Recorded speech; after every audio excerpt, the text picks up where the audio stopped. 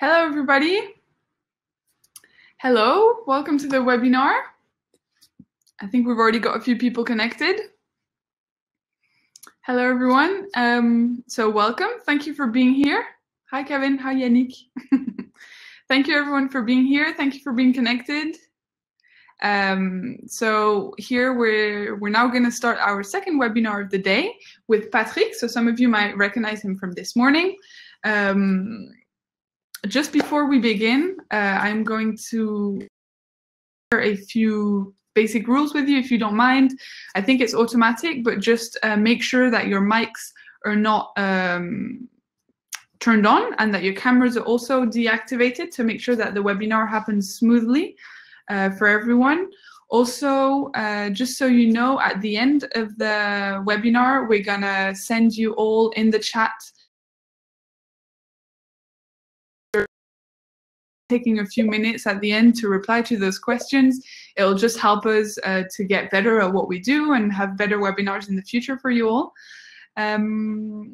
We will also have a few polls going on the right-hand side of the webinar throughout the webinar and the talk, throughout my talk and Patrik's talk.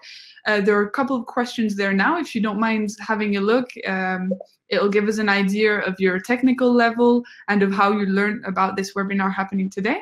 Again, just to make sure, it's just for us to, you know, get better at what we do, as I was saying. What else have I got to tell you? I think that's it. And basically, so I'm going to open the webinar with a short presentation about Scaleway, who we are, just to contextualize the topic of today.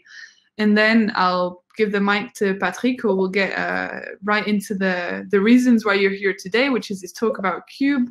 If you have any questions, don't hesitate to ask throughout. There's a questions tab again on the right-hand side of the chat. We'll answer all the questions at the end during Q&A session. But of course, feel free to ask them throughout and we'll get back to them at the end. That's it. So I'm going to start with the presentation. Oh, also last reminder, sorry, all the content, today's content is recorded and you'll be able to find it on our YouTube page in a couple of days. It'll be there for you to access it at all times. So I'm going to start with the presentation today. Quick presentation of who I am. So I'm Emma Perinetti and I work in events as an events manager for Scaleway. As part of my team, there's also Melody and Maxime in the chat, and they're here today with us online to answer your questions, send you a few links throughout the presentations. So of course, feel free to talk to them and ask them any questions you may have. So I'm going to share my screen.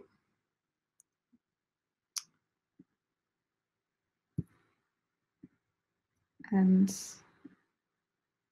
so normally you should all be able to see my presentation. Let us know if that's not the case.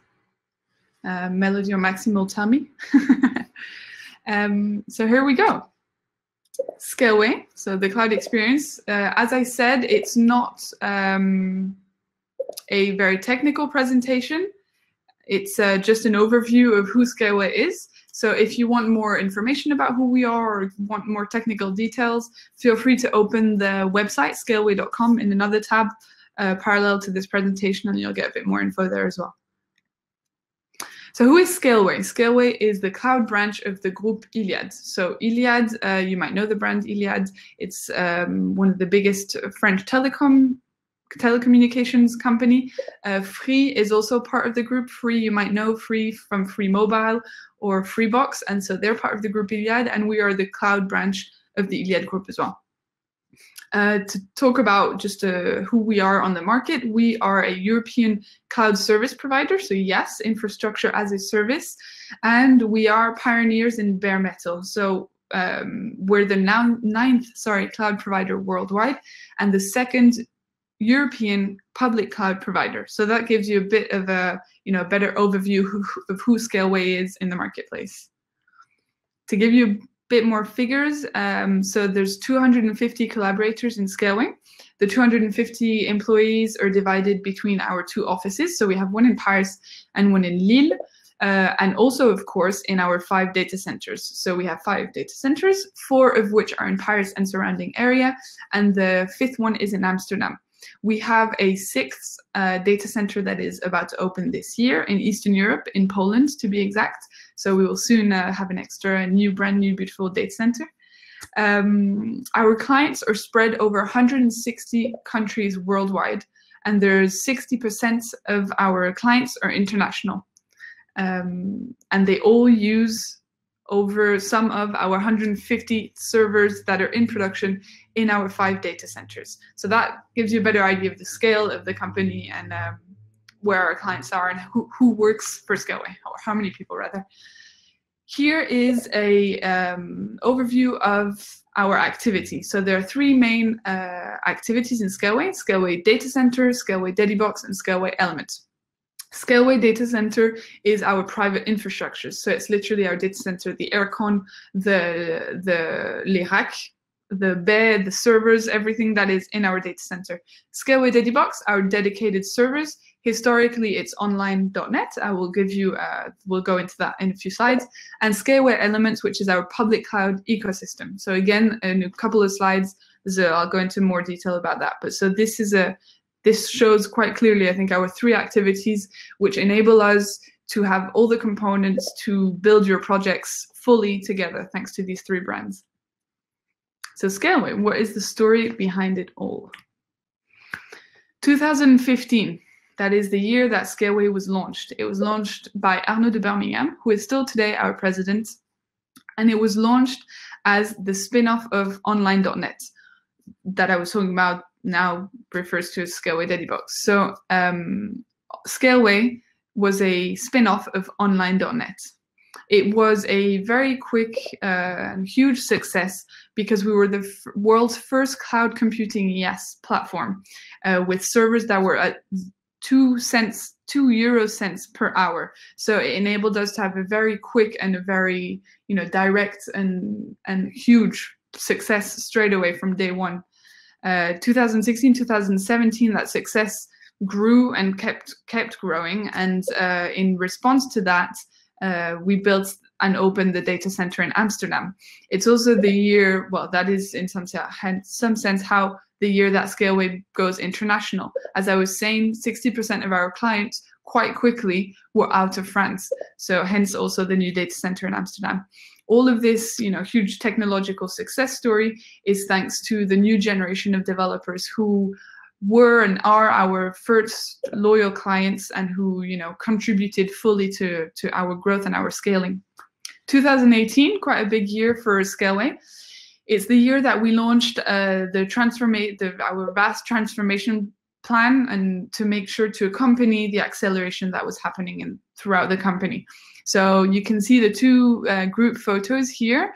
First top photo on the right is the group of initial staff and developers, the founders of Scaleway, and the second one is just a few years later, as I was saying, with over 250 employees. So 2018 is the year of a massive recruitment wave where we went from a group of 20 devs to 250 employees. It's also the year of the creation of our concept, Les Maisons.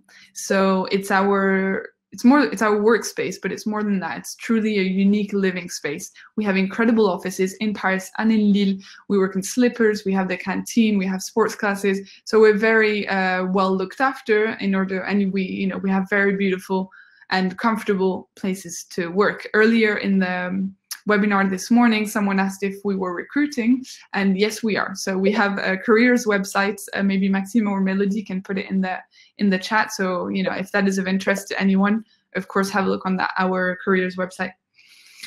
2018 is also the year that Scaleway becomes the main umbrella brand of the company. Here you can see our little illustration. Oops, sorry.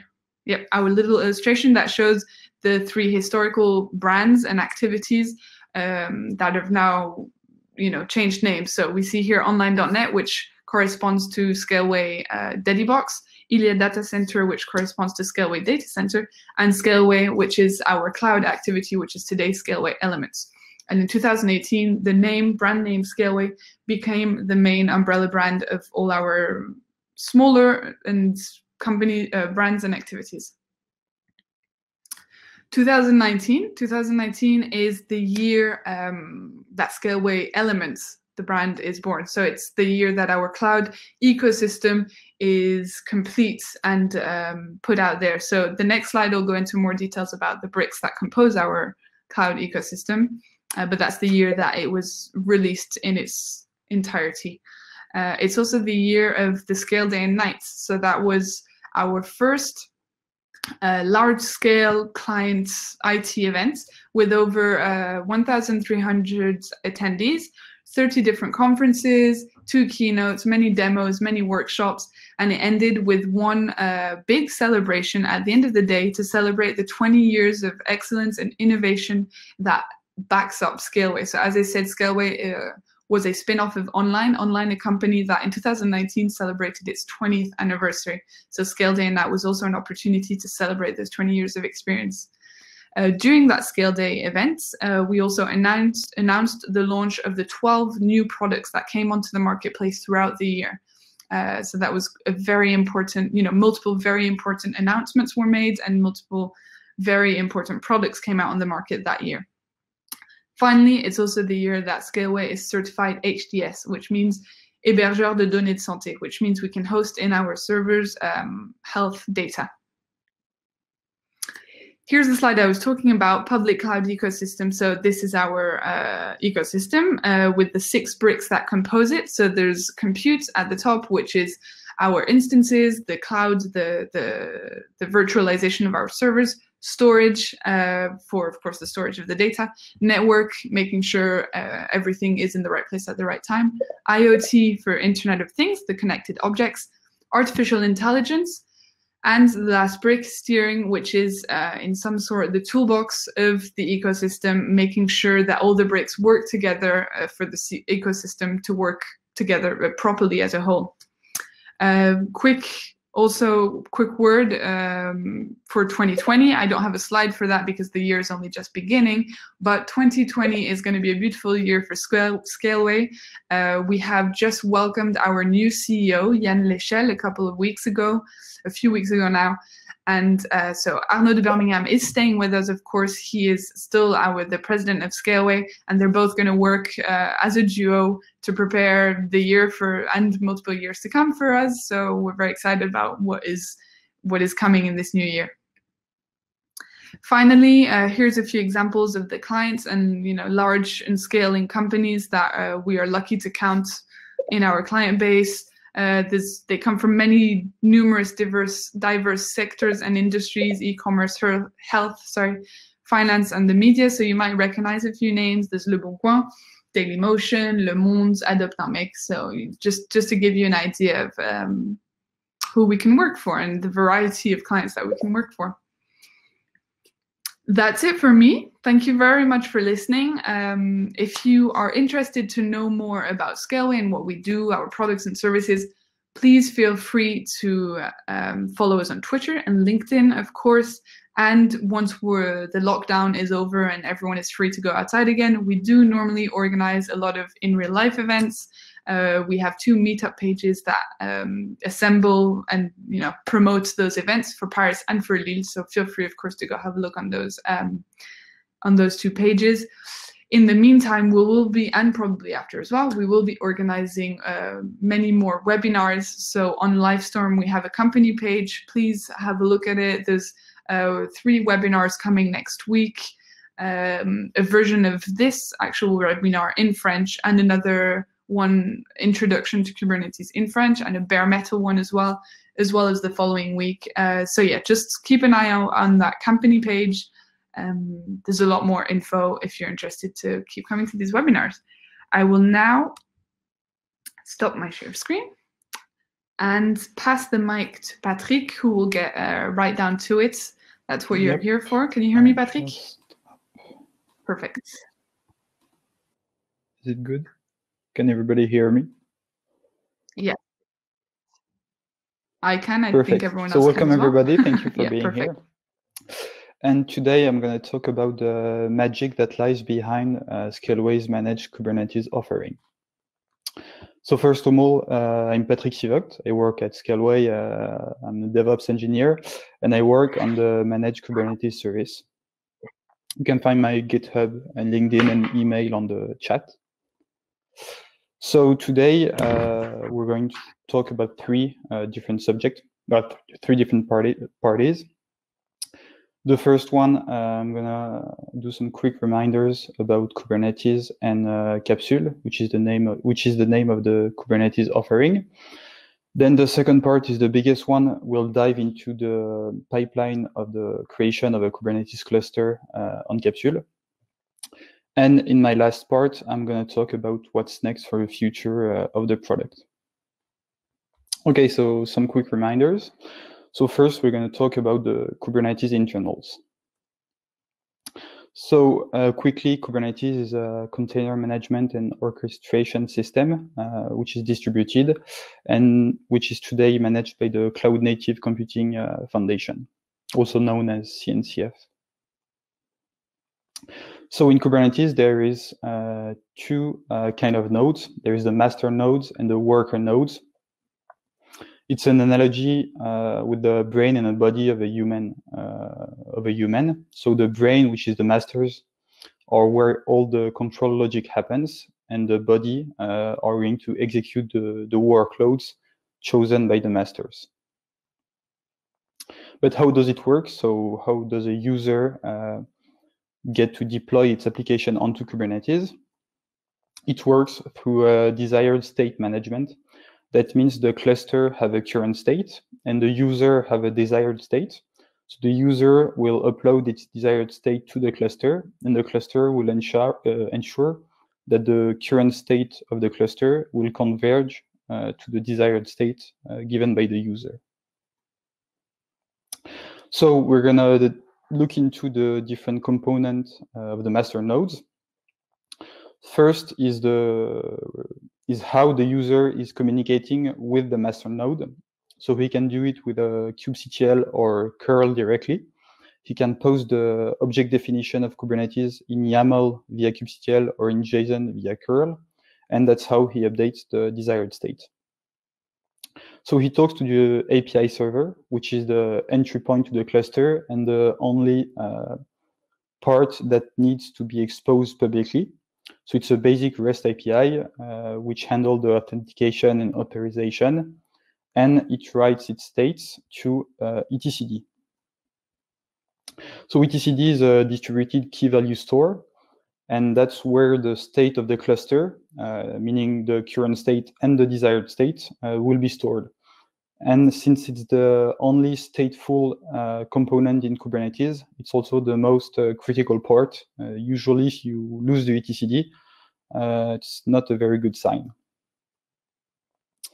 Then there is the scheduler. So as its name suggests, it schedules workloads. So it's going to watch the API server continuously for new objects. And once new object appears, it's going to schedule them onto nodes that fit the requirements for this object. And finally, there is the controller manager, which runs different controllers.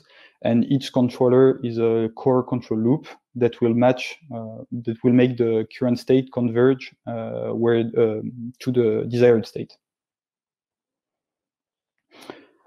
And then we have the worker node. So on each worker node, you have a kubelet, which can be seen as the Kubernetes node agent. And the role of the kubelet is to ensure that the workload schedule on this particular node is running correctly. And in order to do that, since the workload are containers, it needs to talk to a container runtime. So for instance, you have the most common one, Docker, but you also have CRY-O, Containerd, Rocket, which is deprecated now, I think. So it's going to talk to the container runtime via what's called the container runtime interface, which is a standard interface that the different runtime must implement in order to be used as a container runtime in Kubernetes. And finally, you have other components that needs to run on the cluster. The first one is the network plugin, which implements the container network interface. this plugin will allow the cluster to have a functional network. So it will create an overlay network to connect all the pods on the cluster. You have to have a DNS, which will resolve Kubernetes specification of DNS, and kubeproxy, which today can be bypassed, but it's still usually here, and it's used to do some networking tricks inside of the cluster.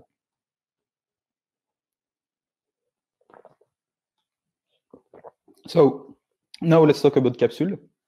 So Capsule is the Scaleway managed Kubernetes service. We provide the masters for free. They are invisible and highly available for the user. And you can use Scaleway instances as worker node inside of your cluster. So some available features that we have. We offer different CNI plugins. Today we have 4 available, so you can choose between Cilium, Calico, Weave, or Flannel. We also offer different runtimes. We only support one officially, which is Docker, but you have the choice to use Containerd, which ships with gvisor to run untrusted workloads, and Cryo. We offer auto-scaling and auto-healing. I'll talk about the auto-scaling and auto-healing later.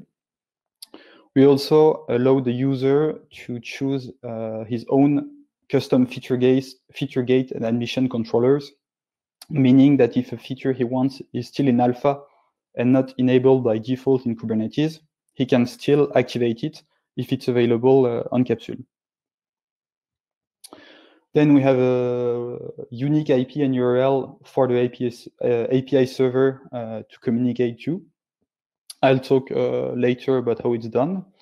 We also offer wildcard round-robin DNS that point to all the ready nodes of your cluster, which is very useful when you want to quickly poke an application and you don't want to go through all the trouble to buy a new domain name or register the IP of your cluster node. So it's pretty practical. We also offer the choice to deploy the Kubernetes dashboard directly on the cluster, and we have a choice of ingress controllers. Today we offer Nginx and Traffic. We are also always up to date with the recent Kubernetes version. For instance, Kubernetes 1.18.0 is already available on Capsule. And we have a feature of auto upgrade of the Kubernetes patch version. The patch is the latest version. For example, in 1.18.0, it's 0. And so we have a feature with a maintenance window. If you specify it, your Kubernetes cluster will automatically upgrade to the latest patch version. And that's the final page of the feature, but we also have a tag synchronization. So on your group of worker, you can have tags, and these tags will be synchronized onto the worker nodes in your cluster as labels, and we have a special syntax in order to also synchronize it into tains onto the Kubernetes nodes. We also provide one-click upgrade, very fast cluster creation. We decided not to use certificate to communicate for the user to communicate with the Kubernetes API. We used the token, and the one great advantage of the token is that it's revocable, so you can directly revoke it through the Capsule API. And you can also use Scaleway tokens to authenticate onto your Kubernetes cluster. So let's deep dive into the creation of a cluster. So it all starts with a HTTP request. So here I'm doing a post request onto the Kubernetes API in the France-Paris region. And I want to create a cluster, name best webinar ever with a Cilium CNI. I put my organization ID, the version of the cluster, and different pools. So here I have one pool. I'm not sure if I said it, but a pool is a group of same type of workers node. For example, here the type is GP1XS. So I want 2, and I'm going to name the pool best pool ever. So these requests go through the Scaleway API gateway, api.scaleway.com. There is an excellent talk by Jérôme Quiré, which also works at Scaleway.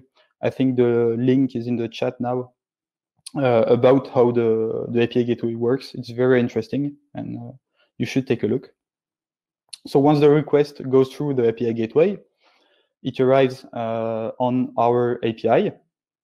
So we're doing a synchronous API action. So the first step is to validate the request. So to check if the CNI exists, if the Kubernetes version exists, and other check about the quotas. Then we're creating the cluster object and the pool object in the database. And finally, we're sending an event to the worker queue. And the user gets this response.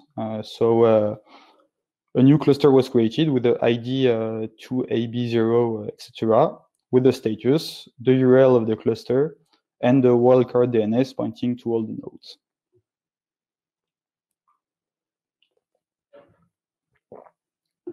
So now that the worker has received its task, it's going to execute the task.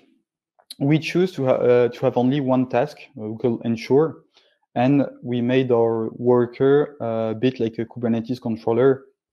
So meaning that the state is in the database, and the worker is going to pull the state from the database and check with the existing state, meaning if the cluster is deployed or not, in order to deploy it. So it's composed of different steps.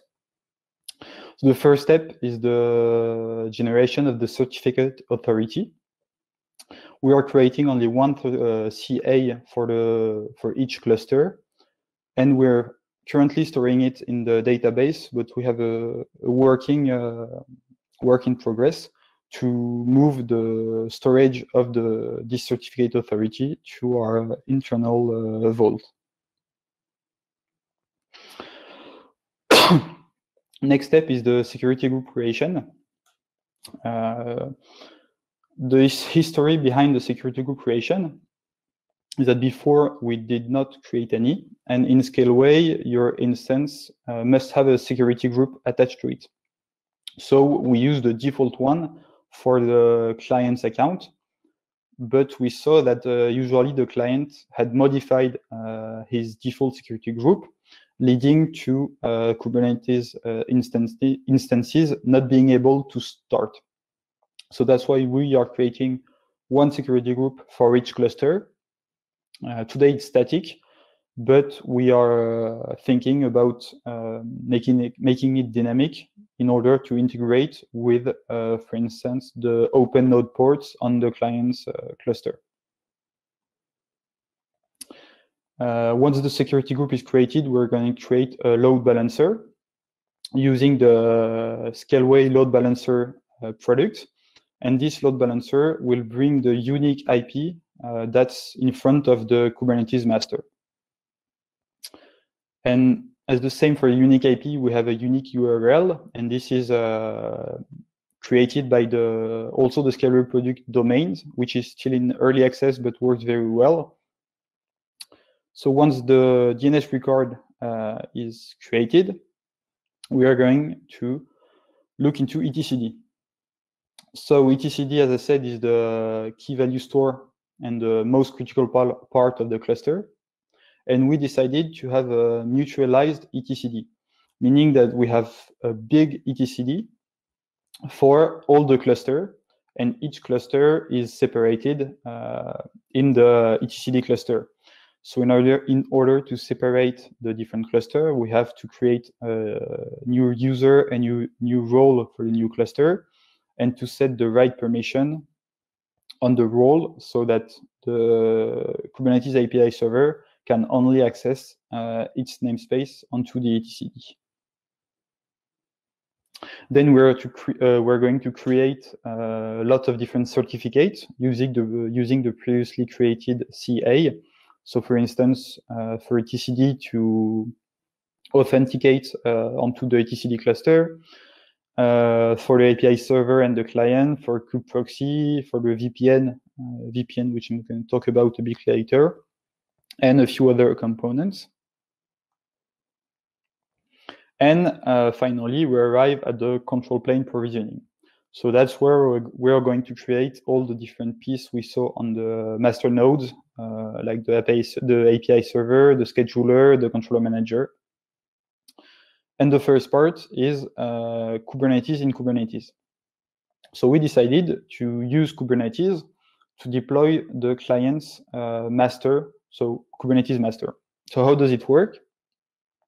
So we have a different admin cluster, and each client's control plane is actually some workload in our admin cluster. So we segregate the different cluster by namespace. So each cluster gets its own namespace. So for instance, here in the example, we have two control plane in the admin cluster 1 and 2 in the admin cluster 2.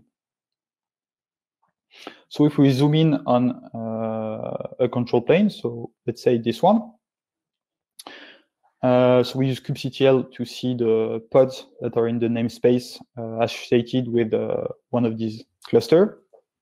And we have 6 pods. So we have one MCCM, 2 control plane, 1 cluster manager, 1 CSI controller, and 1 capsule autoscaler. And if we describe the pod control plane, we can see that there is 4 containers. So we are finding the 3 main Kubernetes master components that we talked about in the master. So that's the API server, the scheduler, and the controller manager, and the VPN client. The explanation is coming very soon about the VPN. But let's deep dive into each one of these pods. So first, there is the Cloud Controller Manager. This was the one called CCM.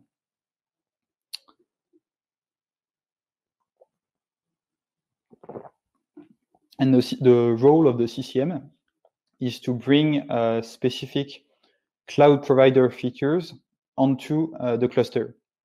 In our case, we have implemented 2 different features of the CCM. The first one is the creation of a Scaleway load balancer when the user creates a Kubernetes service of type load balancer. So it works by watching the service continuously. And once a service becomes a load balancer service, it will call the Scaleway API to create a load balancer and configure it correctly. There is also a part that will watch the nodes. And once a new nodes arrive into the cluster, it will call the instance API to get the node's IP address, instance type, ID, and status. And the Cloud Controller Manager is also the part that does the tags syncing. So it will look for the tags on the instance and apply these tags onto the Kubernetes nodes object. Then we have the capsule autoscaler. So this one is a pretty straightforward implementation of the Kubernetes cluster autoscaler, which is an open source project made by the Kubernetes team.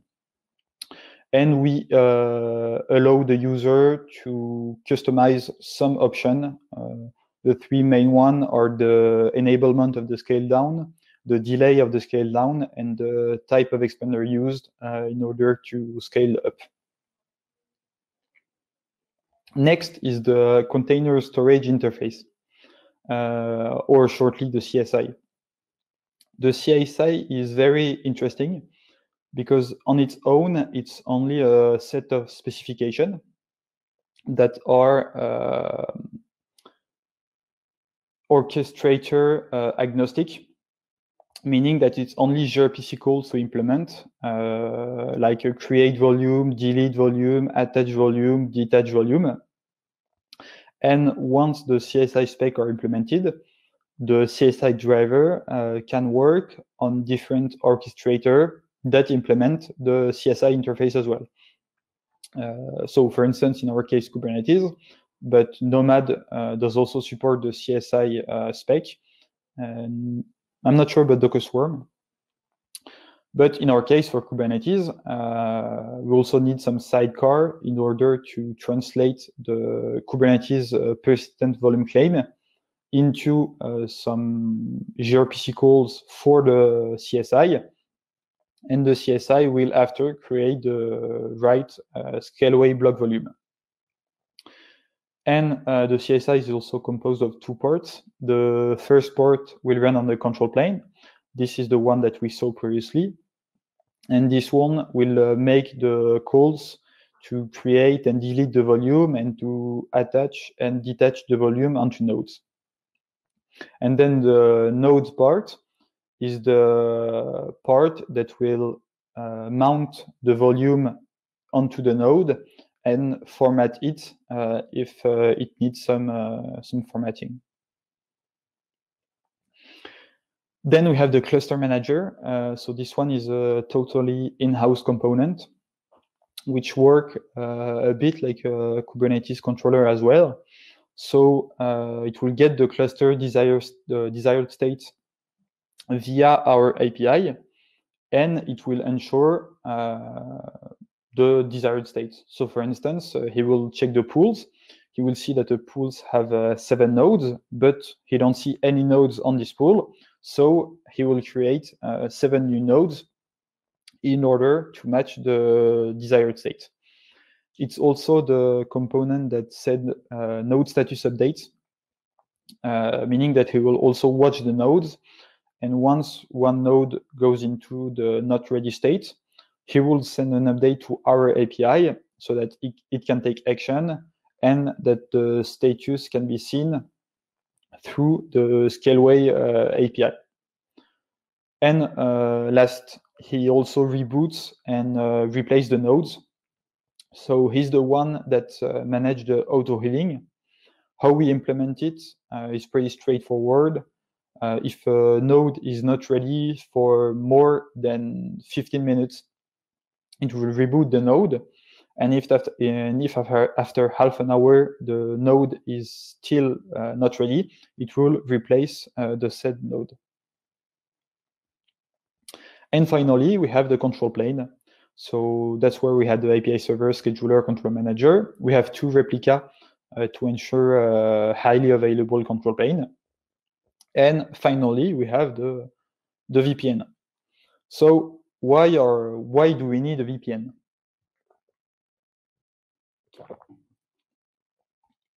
So just to set some context, we're going to see quickly the master to worker communication. This means when the API server must contact either the kubelet or directly some pods on the cluster or a service.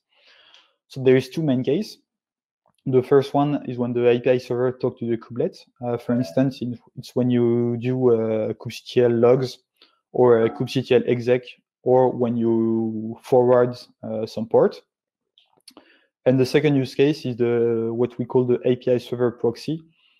It's when you access a pod or a service through the API. For instance, people who already ran the Kubernetes dashboard, which is not exposed publicly, you can access it via the API server proxy.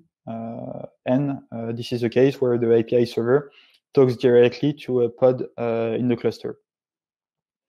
But there is a problem. The problem is that the API server is not in the CNI network overlay.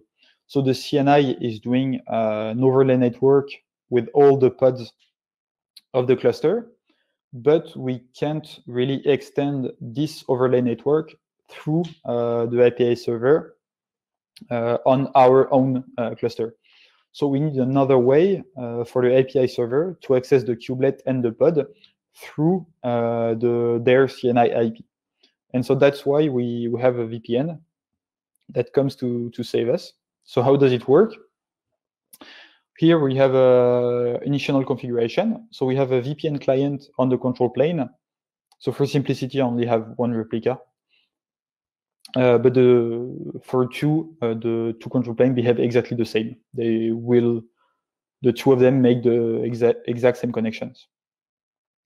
And each node is has a VPN server running on it. And on cluster creation, the control plane, so the VPN client in the control plane, will list all the nodes into the cluster. And once it finds a ready node, it will try to connect to the VPN onto this node. So here we can see that the control plane connected to the first node on the left. So what happens when a packet from the API server has for destination so a pod IP on the overlay? So here we have the packet, and the destination is the pod on the node which is not connected directly through the VPN. So here's the routing table on the control plane, and we can see that there is a route matching the destination IP of the packet that goes through the VPN interface. So the packet will be S-netted here. It will go through the VPN and it will arrive on the first worker node. Here, the same, we're looking at the routing table, and we see that there is another route that goes through flannel.1, which is the interface of the CNI network. So here, flannel. So here the packet gets S-netted again. It will go through the overlay network onto the second worker node. And finally, it will be able to reach its destination thanks to the VPN. And the way back is exactly the same. Okay, so we saw why a VPN was necessary. So let's get back at where we were. So we're describing what's into the control plane. So we listed the pods, but we have other objects. So here you can see that we have two services. So the first one is the named control plane client. And this one will be the one that will be behind the load balancer in front of the API server in order for the user to contact the API server. The second one is the cluster manager. And this one is used by us from our API to send event to the cluster manager. We have a network policy to isolate the different cluster. We have different secrets. So we have some certificate for VPN. We have some environment variable, some certificate, and other configuration. I think some of them could get merged, but it's not been done yet. And finally, we have two config maps. The first one is named manifest. I'll talk about it in a few slides. And the second one is called webhook config. This one is used to give the configuration that allows the user to use a Scaleway token to log in or to authenticate onto the cluster. So the API server has a special flag that will forward the authentication request via this webhook configuration in order to authenticate the user with its Scaleway token. So that was the first part of the control plane provisioning. We saw how it works. And now we're going to see how to deploy this said control plane. So we are using Helm, which is a package/template manager for Kubernetes. So what is happening is that the worker get the Helm manifest for the given Kubernetes version.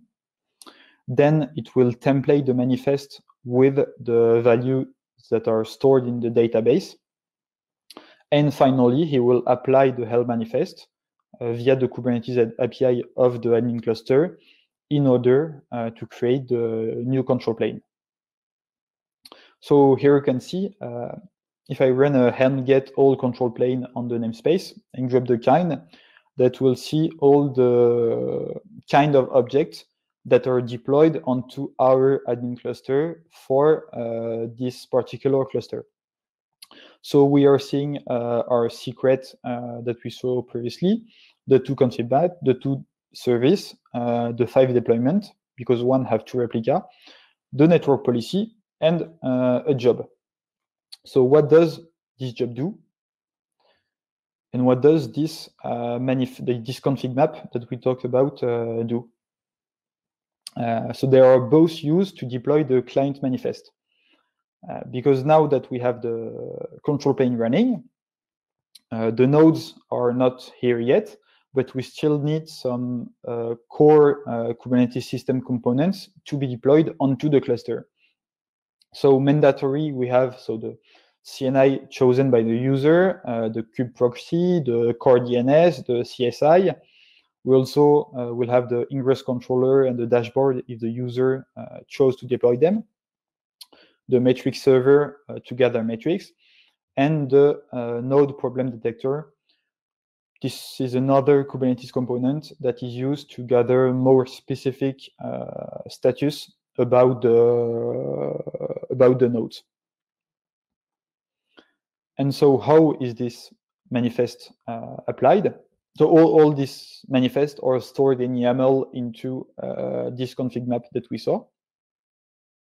And they are going to get applied onto the client's cluster via the Kubernetes job that we saw, that basically does kubectl apply .f and the big file in the config map. It's a bit more complex to check if the user change its ingress or dashboard, but basically it's the ID. And this job is run on every control plane creation, update, and upgrade. Finally, so the control plane is up, everything is up, and we just need to point the previously created load balancer to the newly created control plane. And then the cluster is considered ready, and it took approximately 45 seconds to get there, which is pretty fast. So what's left? Because only the control plane is ready. So we have the nodes creation. So as I said, it's the cluster manager role to create the node. He works like a Kubernetes controller. And on node creation, he will call a create node method in our API. So what does this method do? So it's in 4 steps. The first step is the node creation in database. This allows to ensure the creation afterwards, since the names are unique in Kubernetes. If the node exists, but for instance, does not have an instance linked to it, you can still find it to continue the creation.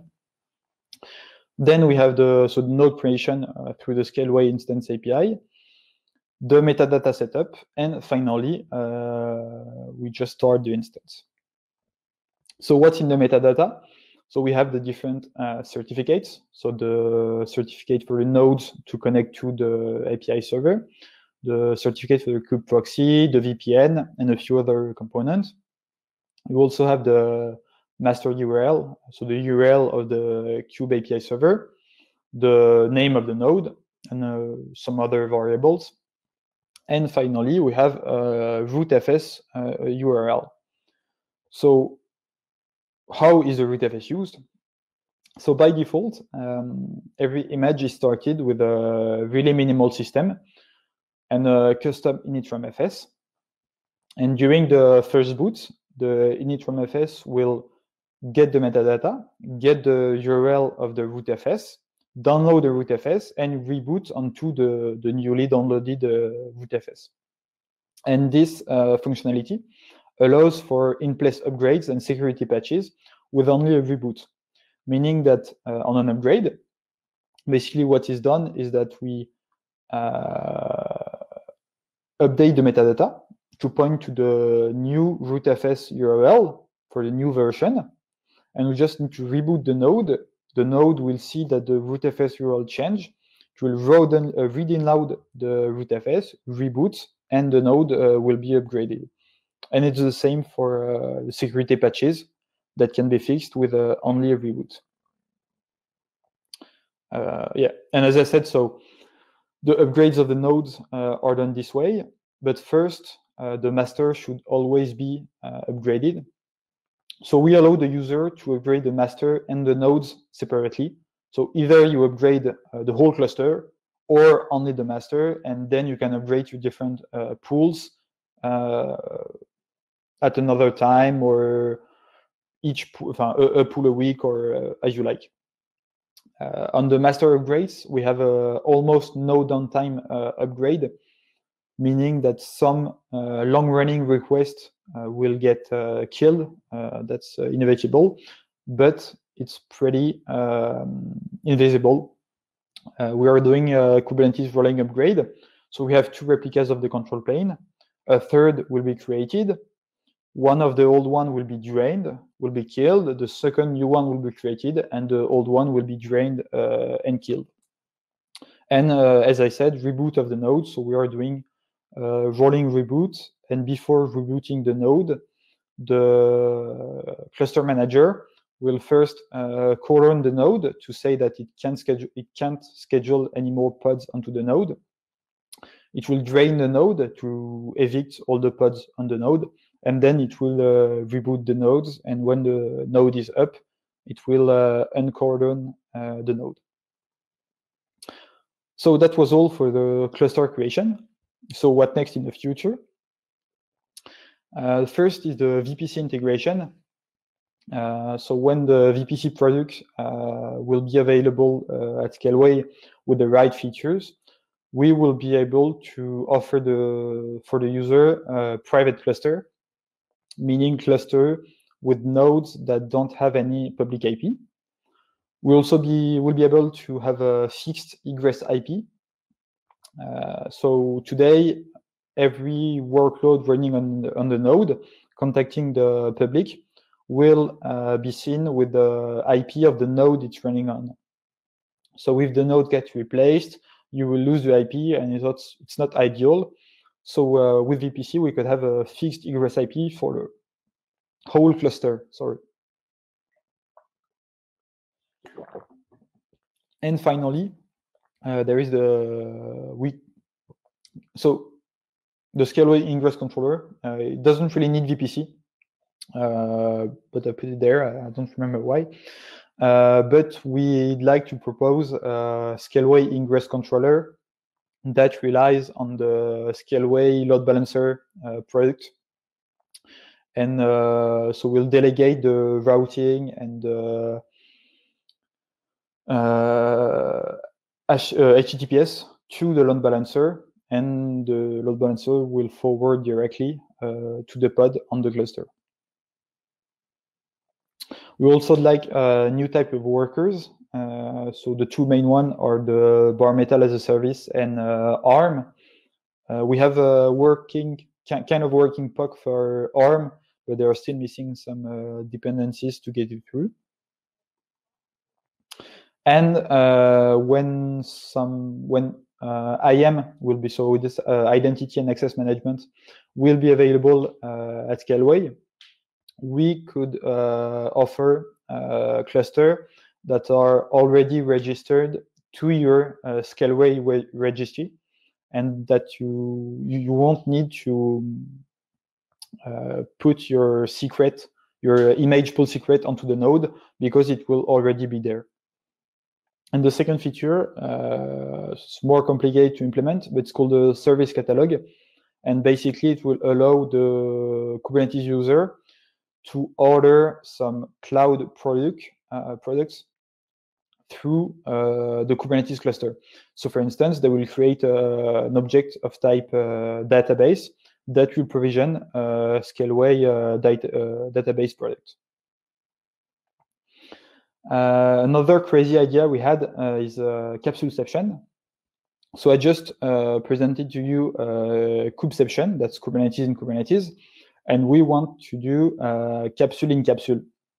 meaning that all the admin cluster you saw, we'd like them for them to be capsule clusters.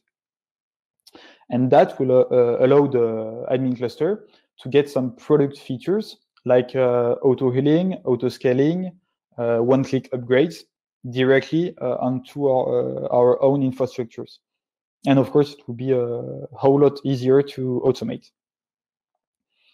And finally, so the deprecation of the VPN, the Kubernetes have acknowledged this problem. This has always been here when the master is not on the overlay network. And they came with a solution. It's called the API Server Network Proxy. And it's an official Kubernetes solution for the problem that the VPN solves. So currently, it's gone on to beta into Kubernetes 1.18. And once it reaches general availability, we could pretty surely deprecate the VPN. And big kudos to all the people that worked on the API Server Network Proxy. They've done an awesome job. And thank you. That was it for the talk. Thank you, Patrik. You did a lot of conversations and questions, so I think that's a good sign. That's great talks. Thank you. Let's see. Now on to the questions, because as I said, there's a lot of questions that were asked. Some were replied to in the chat, but I'll go to the questions tab, and we can do them by upvotes. So there are quite a few. I'll start with one of the most upvotes, which is a question from Jan. What is the technology behind the VPN? It's OpenVPN, basically. Okay. It's pretty simple and straightforward. Yeah, pretty straightforward. If you've got a question after that, Jan, please type it in the chat, no problem. If not, next one, is from another Jan, I think. There is a documented limit on etcd docs that says 8 gigs of data maximum in order to keep performances quite good. How do you manage these technical limits with a shared etcd cluster? I think if I recall correctly, it does not really says that 8 giga is the max to get good performances, but it's by default a limit of 8 giga. And I'm not sure there is anything about what happens to the performances above 8 gigabyte. But if you have a link, I'll gladly take it. But we have not seen any change of performances above this 8 gigabyte limit. So we'll just cross the fingers and should be good. But also I forgot to say, but the whole etcd part is made to have multiple shared etcd cluster.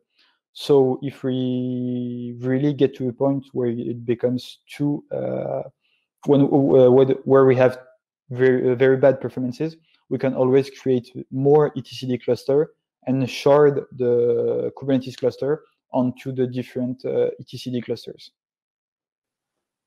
Okay, I think Jeremy also put that in the chat, so thank you, Jeremy. Yeah, that's on the chat. Next question, Yannick, one in the other. So firstly, is it possible to connect our Kubernetes worker nodes to an existing private network and servers in it? And then related to that question, is it possible to extend kube DNS configuration to forward zone to an existing DNS servers accessible through RPN? It's possible, yes. You can run your VPN into kube, for instance, to join to your private networks. Without VPN, it's much more complicated. I'm not sure you can. And regarding the core DNS configuration, you can. It's not really documented. On all the components we create on the cluster for the client, we have some scw k8s.com, I think, labels. And if you remove these labels onto the object, it will not get overwritten on upgrades or updates of the cluster. But you won't get the, for instance, if you do it on core DNS config, if you upgrade your cluster, you won't get the new version of core DNS, so you'd have to upgrade it on your own. But in this case, you could change the configuration to point it to another DNS resolver inside your VPN. Okay. Before the next question, can I just ask you, Patrik, to stop sharing your screen? Yep. It'll just be well, just nicer to see your face when you're answering the questions. Next question from Vadim. Why not using SQL database as the backend instead of etcd? There's a trend of other Kubernetes providers mode away from etc. For example, Amazon. Yeah. It's using Kine. We've thought about it, never really tried it. Maybe we will and change. So we don't know for sure what the future will be made of. But Kine is a very nice product, and I think it would be easier to manage a database rather than an etcd cluster. So we'll see. Okay, we'll see what the future has for us. And Nathan is asking, does this mean we can't use a different port than 80 or 443? I think I'm missing the context of the question. Nathan, could you? Yeah, could you let us know in the chat maybe what you were referencing to exactly? Nathan is typing. Yep. Maybe in the meantime, just while he gives us a bit more context, Fabrice was asking, how can we use your infra GitLab? Oh, he just answered. Sorry. I think you're talking about the security group and the node port. If that's right, the security group is okay. It's open today, so there is no limit. But open is not good, so everything is accessible. So that's why we wanted a dynamic one where it could be matched onto the open ports in your cluster. But it's not yet the case, so today it's open, so no problem for any node ports. Okay. Okay, you're welcome. Well, Patrik says you're welcome. So where were we? It was Fabrice. How can we use your infra with GitLab CI/CD? Just use it as any other Kubernetes cluster. GitLab has a very good docs on it. I think you can follow it, and a lot of users has managed to link their GitLab CI/CD to Capsule. Okay. Let us know, and when we give your answers, if you've got further questions, you can put them in the chat. Next one is, what VPN is used between control plane and workers? So that was answered already. Okay, sorry. From Anthony, can you see it maybe? Do you have a managed Istio offering on top of Capsule? No, it's not planned yet. Maybe it will be a feature in the future, but it's not planned at the moment.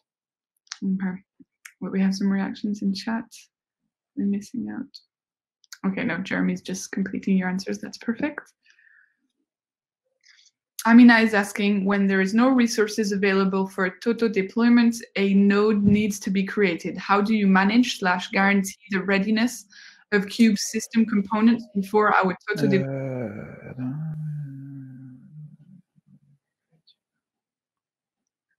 Not sure I understand the question.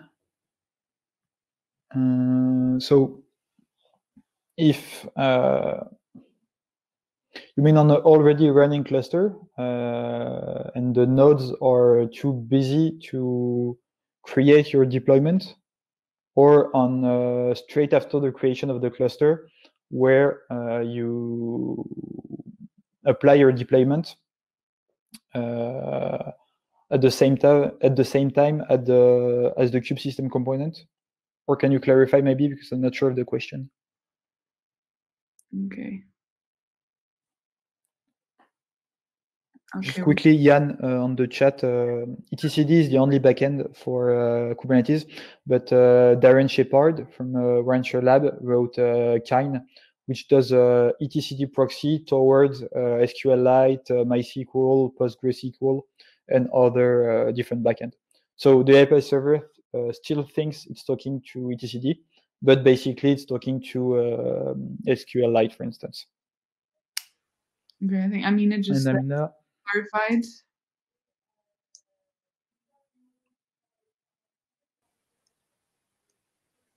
You mean when you have the auto-scaling activated and it will create a new node?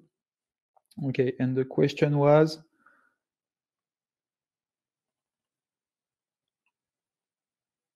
But basically, if the kube system component does not manage to be ready, the node will be not ready, and in any case, your deployment will not be able to be scheduled on the node.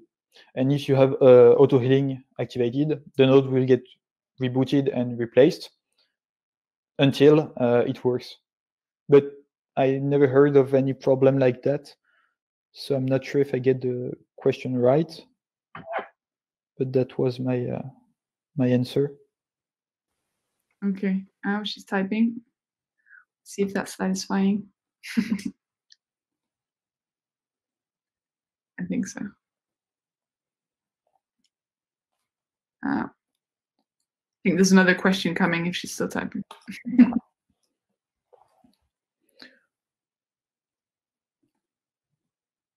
Okay.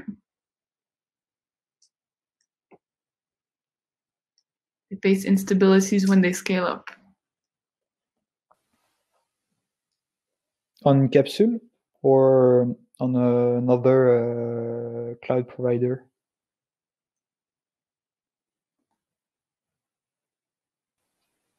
Drum roll.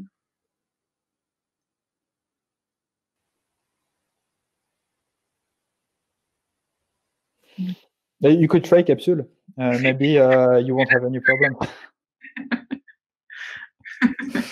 But I'm not aware on any problem like that that we had for our customers. Okay. The next one, I don't think we answered it, so I'm not sure. How do you manage multiple customers' Kubernetes version with only one version of etcd at a time? Usually there's a good compatibility. Today we only today we have 4. The oldest cluster we have today is 114. We aim to support at least the 3 last miners, and usually etcd, or I think it has always I mean a version could always be the same throughout through different Kubernetes versions. And if it's really a problem for the old one, I think we don't really have a deprecation policy ready yet. But I think the answer relies in the deprecation policy that we will be setting up for the Kubernetes version. Okay. Okay. Anthony is asking, Scaleway function operates upon Kubernetes. Is the serverless product upon using Capsule? If yes, could you tell us more about the integration?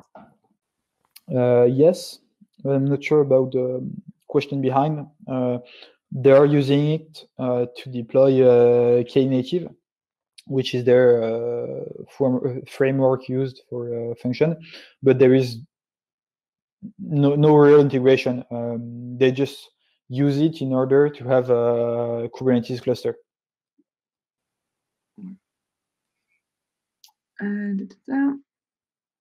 Jan, do you need to maintain your Kubernetes code base in order to make it more compatible in the Scaleway environment, or all the ecosystem interfaces are sufficient? It's completely sufficient. We are running 100% vanilla Kubernetes. So for now, at least, the code base is enough. The existing code base is enough. Now a question from Nathan. The maximum load balancer bandwidth is 1 gig per second. What if we need more? You can ask Adrien if he's still in the chat. He's working on the load balancer, and he might be able to give you a better answer. We are only brokers of load balancer, so we only offers what's available. Okay, is Adrien with us by any chance? Has he answered? No. He's hiding. Yeah. Okay. Well, feel free to get in touch as well with us, outside of the webinar, on Twitter or elsewhere if you want to dig deeper, of course, and if you want to get in touch with Adrien. Remy is asking, what is the current size of your etcd? What do you mean by size? Remy, what do you mean by size? And I know you're still connected, let us know.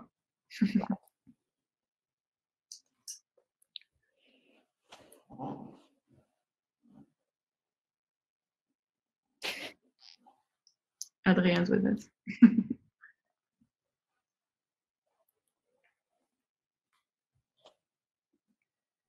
Concerning the 8 gig that we previously talked about. Good question. I'd have to check. I don't know exactly the size of it today. Yeah, okay. Yeah, based on the previous question from Jan, I think. Okay, well, Patrik will get back to you on that. We know where to find you. Namina, what VPN, does VPN use between master and workers revolves the instabilities of kube proxy of newly created nodes? Can you see that last question, Patrik? Where was it? In the question tab.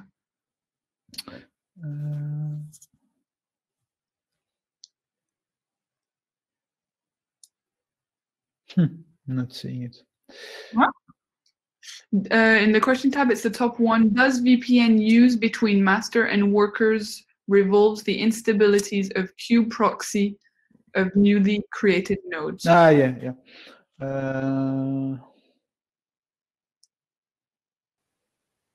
I don't know exactly what you're talking about when you're saying the instabilities of kube proxy on newly created nodes, but I'm not sure that it solves anything.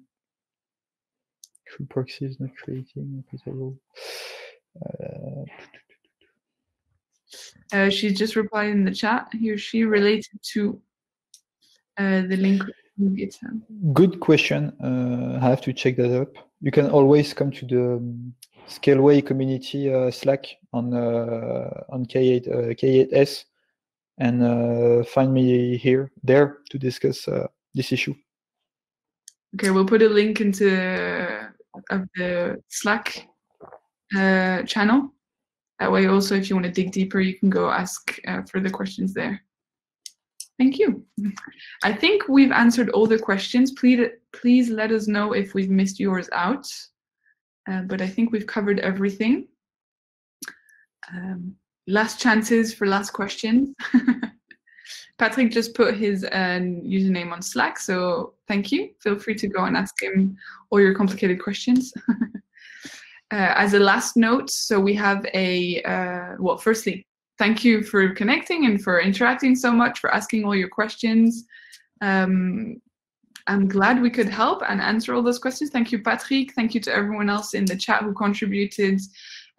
We have a survey for you that has been put in the chat and I think will be posted again. If you don't mind taking a minute of your time just to answer a couple of our questions. I promise it's quick. It'll help us for future webinars. Again, if you want to reach out on Slack, on Twitter, feel free. That's what we're here for. We're more than happy to answer any of your questions. There's more webinars coming up next week, 2 on Thursday, the French versions of today's talks, and another one on Thursday around the bare metal by our colleague Laurent Blanc will be the speaker, and Pierre-Yves, his colleague as well. So feel free to have a look on our company page for more information. Sign up. We want to see you connected again. And that's it from us, I think. Anything else, Patrik? No, that's it. Thank you for being here and listening for, I don't know, 45 minutes. Yeah, 1 hour and 15 minutes. Yeah, 1 hour and 15 minutes. Yeah. Thank you very much. And talk to you soon on the next webinar, everybody. Thank you.